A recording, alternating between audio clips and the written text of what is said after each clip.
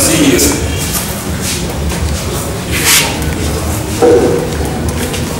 Merci, professeur, de m'avoir passé la parole. Donc, je vais, sans plus de commentaires, vous livrer le contenu de l'initiative que nous avons prise suite à la vigoureuse réaction des chancelleries depuis le 30 juin, qu'on a rejeté le projet de loi, suite à l'appel des églises catholiques, évangéliques et méthodistes, et suite à la synergie d'action des organisations de la société civile dont le professeur a parlé tout à l'heure. Le texte se répartit en deux étapes. Une proposition de loi prend toujours deux étapes. Il y a une première partie qui est l'exposé des motifs, qui explique pourquoi vous voulez choisir cette voie et pourquoi vous voulez cette proposition. Et il y a une deuxième partie qui est le texte lui-même, textuel, tel que nous aurions voulu que ça soit adopté. Donc je vous livre en premier lieu l'exposé des motifs. Exposé des motifs de la proposition de loi portant modification des articles, des dispositions des articles 38, 51, 52, 53, 54, 55, 56, 57, 59, 60, 62, 79, 100 et 101 de la Constitution togolaise. Initié par les députés dont la liste est en annexe. Monsieur le Président de l'Assemblée nationale, la situation politique et sociale tendue que le Togo traverse depuis le début du processus démocratique et qui se traduit à chaque échéance par une crise, élection, contestation, violence, nous recommande de chercher les voies et moyens pour décrisper la situation et instaurer une démocratie apaisée en vue de libérer l'avenir et engager le Togo dans la voie du développement durable. À la suite des graves événements qui ont émaillé l'élection présidentielle de 2005 et conformément aux 22 engagements souscrits par le Togo avec l'Union européenne en avril 2004, la classe politique s'est retrouvée en dialogue inter-togolais qui a abouti au consensus historique du 20 août 2006 dénommé Accord politique global APG. Malheureusement, jusqu'à ce jour, le point 3 de l'APG prescrivant, et là je cite, la poursuite des réformes constitutionnelles et institutionnelles nécessaires à la consolidation de la démocratie, de l'état de droit et de la bonne gouvernance, je répète à dessein, la poursuite des réformes constitutionnelles et institutionnelles nécessaires à la consolidation de la démocratie, à l'état de droit et de la bonne gouvernance n'est pas mise en œuvre à ce jour. Monsieur le Président, le contexte politique national et international nous recommande l'impérieuse nécessité d'engager sans délai des discussions pour obtenir un consensus politique autour de la présente proposition de loi afin de réaliser ces réformes telles que préconisées par l'APG et les recommandations de la Commission Vérité, Justice, Réconciliation CVJR. C'est pourquoi, Excellence, Monsieur le Président de l'Assemblée nationale, nous faisons la proposition de modification suivante des articles 38, 51, 52, 53, 54, 55, 56, 57, 59, 60, 62, 79, 100 et 101 de la Constitution togolaise dont la teneur suit. Donc voilà l'exposé des motifs qui va être adressé au Président de l'Assemblée nationale si cette proposition recueille les 19 signatures qu'il faut. Je vous livre maintenant le contenu de la loi, de la modification que nous voulons soumettre. Proposition de loi portant modification des dispositions des articles 38, 51, 52, 53, 54, 55, 56, 57, 59, 60, 62, 79, 100 et 101 de la Constitution togolaise. Article 1er.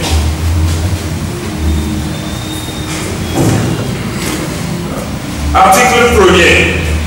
L'article 1er concerne les dispositions générales de la loi. Ça ne concerne pas le contenu. Les dispositions des articles 38, 51, 52, 53, 54, 55, 56, 57, 59, 60, 62, 79, 100, 101 de la Constitution du 14 octobre 1992 sont modifiées comme suite. On rentre maintenant dans le contenu des propositions.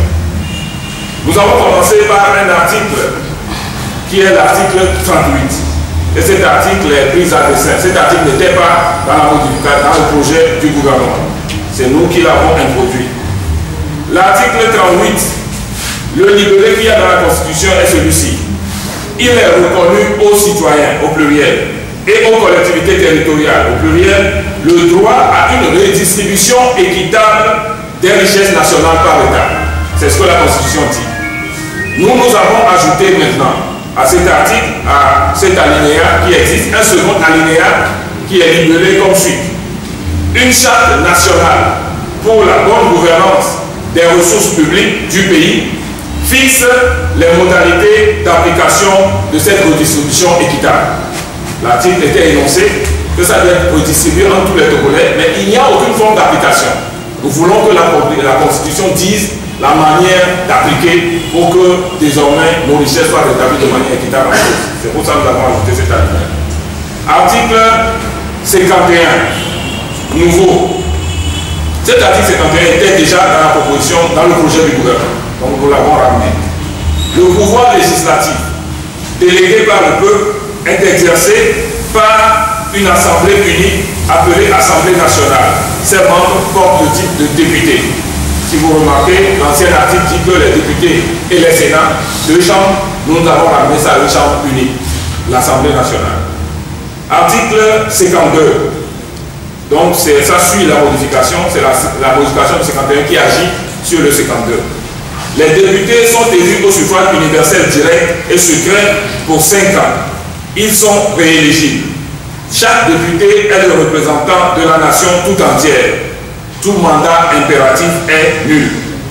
Les élections ont lieu dans les 30 jours précédant l'expiration du mandat des députés. L'Assemblée nationale se réunit de plein droit le deuxième mardi qui suit la date de proclamation officielle des résultats.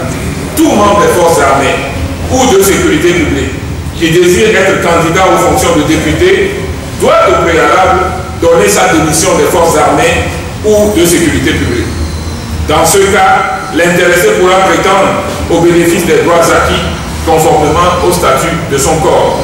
Une loi organique fixe le nombre des députés, leurs indemnités, les conditions d'éligibilité, le régime des incompatibilités et les conditions dans lesquelles il est pourvu au siège vacant. Une loi organique détermine le statut des anciens députés. Les membres de l'Assemblée nationale sortant par fin de mandat ou dissolution restent en fonction jusqu'à la prise de fonction effective de leurs successeurs.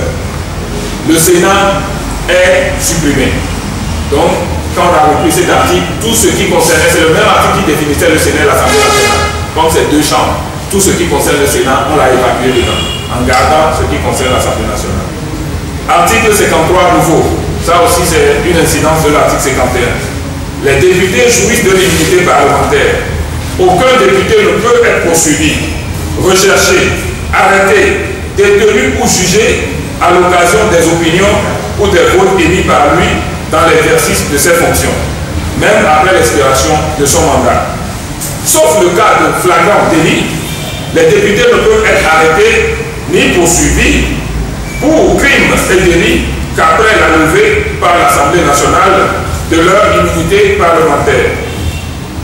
Toute procédure de flagrant délit engagée contre un député est portée sans délai à la connaissance du bureau de l'Assemblée. Un député ne peut, hors ses élection être arrêté sans l'autorisation du bureau de l'Assemblée nationale. La détention ou la poursuite d'un député est suspendue si l'Assemblée nationale le requiert. Article 54 nouveau. Lui aussi il est modifié par incidence de l'article 51. Sur les termes, nous n'avons rien changé. C'est juste le Sénat que nous avons relevé.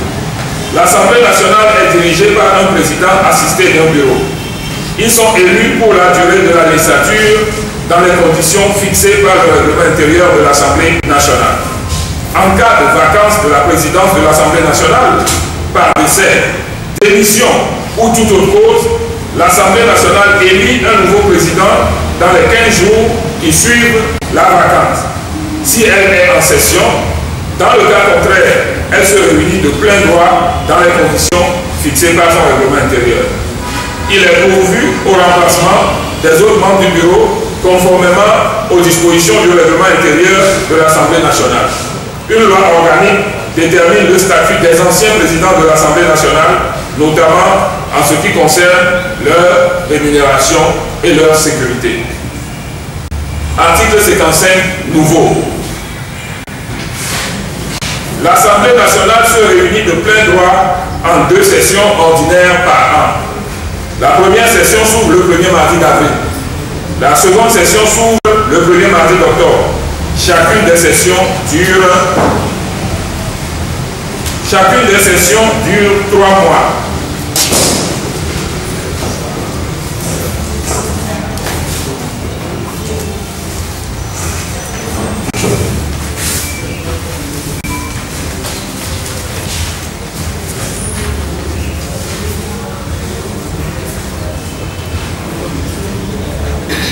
L'Assemblée nationale est convoquée en session extraordinaire par son président sur un ordre du jour déterminé, à la demande du président de la République ou de la majorité absolue des députés. Les députés se séparent aussitôt l'ordre du jour épuisé. Article 56 nouveau. Le droit de vote des députés est personnel. Le règlement intérieur de l'Assemblée nationale peut autoriser exceptionnellement la délégation de vote. Dans ce cas, nul ne peut recevoir délégation de plus d'un mandat. Article 57 nouveau. Le fonctionnement de l'Assemblée nationale est déterminé par un règlement intérieur adopté conformément à la Constitution. Article 59. Les articles qu'on vient de lire sont modifiés par incidence de l'article 51. L'article 59 lui porte une modification que le gouvernement avait déjà dans ce projet qu'il avait ramené et que nous ramenons donc. Article 59 nouveau. Le président de la République est élu au suffrage universel direct et secret pour un mandat de 5 ans renouvelable une seule fois. En aucun cas, nul ne peut exercer plus de 2 mandats. Le président de la République reste en fonction jusqu'à la prise de fonction effective de son successeur élu. Donc c'est le texte du projet du gouvernement qui a été ramené in extenso ici. Article 60. Ça aussi, c'est le texte du gouvernement qu'il n'avait pas introduit dans son projet, mais que lors des discussions à la commission, il a introduit une feuille volante portant le mot de scrutin. Donc cette feuille volante qui a été ajoutée, nous la reconduisons ici. Article 60 nouveau. L'élection du président de la République a lieu au scrutin uninominal majoritaire à 2 tours. Le président de la République est élu à la majorité absolue des suffrages exprimés. Si celle-ci n'est pas obtenue au premier tour de scrutin, il est procédé le 15e jour à un second tour. Seuls peuvent se présenter au second tour les 2 candidats ayant recueilli le plus grand nombre de voix au premier tour. En cas de désistement ou de décès de l'un ou l'autre des 2 candidats entre les 2 tours, les suivants se présentent dans l'ordre de leur classement.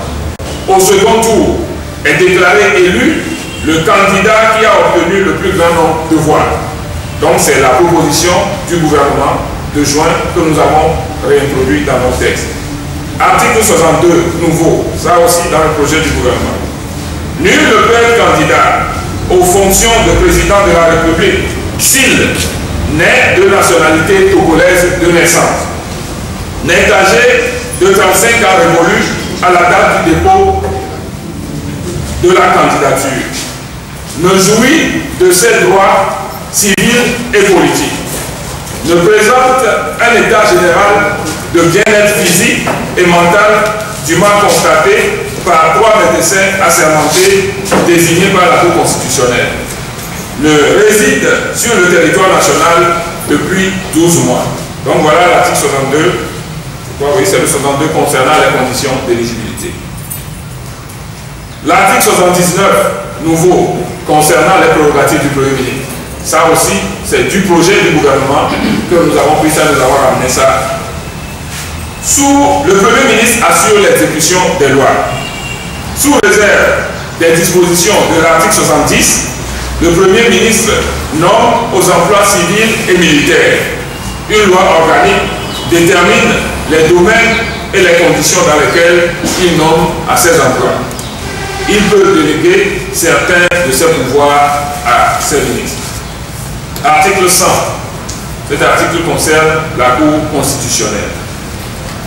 Nous l'avons modifié en donnant tous les prérogatives au peuple à travers l'Assemblée nationale de nommer les membres de la Cour constitutionnelle. Et que l'exécutif n'ait pas le droit de nommer des membres d'une institution. Que l'Assemblée nationale soit le corps électoral de toutes les institutions de la République togolaise. Cet article est libellé comme suit. La Cour constitutionnelle est composée de 9 membres désignés pour un mandat de 7 ans renouvelable une seule fois. Ils sont désignés par l'Assemblée nationale à la majorité des 3 quarts. Ils doivent être choisis en dehors des députés. Ils sont désignés en raison de leurs compétences et de leur intégrité. Les 2 tiers des membres doivent être des juristes de haut niveau. Article 101 nouveau, ramené in extenso du texte du gouvernement. Le président de la Cour constitutionnelle est élu par ses pairs pour une durée de 6 ans non renouvelable. Article 2, donc, qui est l'article complémentaire de présentation du texte. La présente loi sera exécutée comme loi fondamentale de l'État. Faite à Lomé le 3 novembre 2014. Les signataires, il n'y a aucune signature parce qu'il doit avoir à ça un tableau de signature comportant au moins 19 signatures avant que ça ne soit accepté par l'Assemblée nationale. Merci, professeur.